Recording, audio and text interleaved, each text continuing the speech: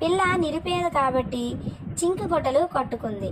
ఇప్పుడు ఆమె కొత్త చీర ఉంది, కానీ దాన్ని పెట్లో పెట్టి దాచుకుంది. అయినప్పటికీ విచారం కానీ నిరాశ కానీ లేక ఆడుకుంటూ పాడుకుంటుంది. కాబట్టి కష్ట సుఖాలను భావములు మన మనోవైఖరిపై ఆధారపడి ఉంటుందని అతడు గ్రహించాడు. ఈ విషయాన్ని గురించి దీర్ఘాలోచన చేశాడు. భగవంతుడిచ్చిన దానితో మనము తృప్తి పడాలి.